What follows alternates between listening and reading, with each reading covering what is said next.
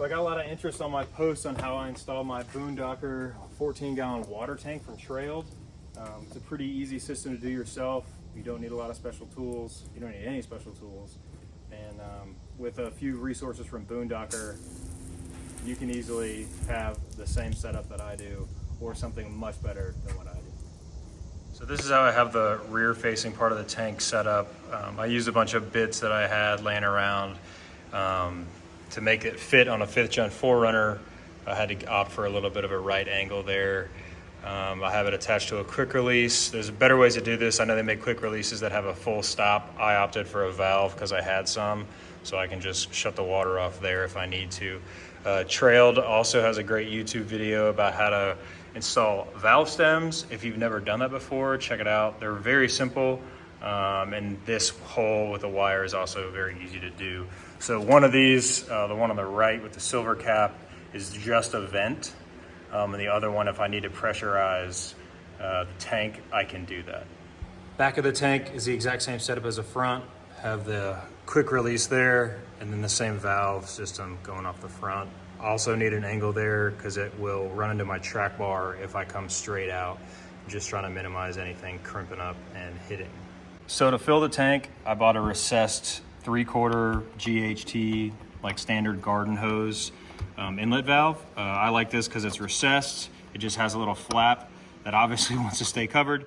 So this is the rear of my vehicle where the tank will have its inlet behind the valves. You see I have my drop down that I drilled through the bumper to the inlet part of the tank. These guys I don't leave hanging. There's actually a little part that tucks up that I kind of just cinch them into when I'm on the trails, and seems to be good. And this is obviously the front part of the tank next to our rear axle, and the outlet there, you can see it's kind of close to the track bar, but with this little offset, you actually have plenty of clearance here. It's just the angle of the camera, but that's why I opted for this. The other thing you can do with this is you can loosen the entire tank, and you can twist it if you want and then cinch it up. So just know that in the future, next time I go to the hardware store, I'll probably end up just getting one to shorten all this so I don't have such a long play there. And the way that I run the outlet is obviously from the front of the tank because it angles down, comes up over the frame here. I tuck it back behind the frame over there, and then I'll come and do a different angle, but back up onto the side of the driver's side rear panel. So driver's side rear bumper cover, there's a 10 mil screw you got to take out. These all just snap in. It all unsnap easily. Behind the vent for your cab right here, there's a grommet, and it's pretty small to fit a 1/2 inch and 3/8 inch PVC, which obviously that's what I opted for. You don't have to go that big or small, but I ended up cutting out a little, maybe 1/2 inch piece, from this panel just to make room for those hoses. Again, this is my inlet valve, the 1/2 inch to the water pump, and then the 3/8 is out to the hose outlet. So I mounted my water pump where my factory jack goes. It was a nice tight fit, pretty perfect, honestly. It's a bit of fishing to get your inlet hose to this right side of the pump because the water flows this way. But then once you get that run, it's all pretty simple. I had already wired a 12 volt accessory panel here. So when I want to use the pump, obviously I wired this to the pump. It's just a cigarette lighter with a switch on it.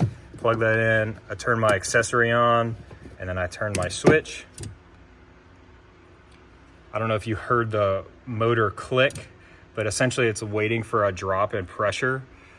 So when you hit that hose, when you open the hose, it'll actually spray, and it won't just be constantly pressurizing the water in the system, which is a nice touch when you get a more expensive water pump.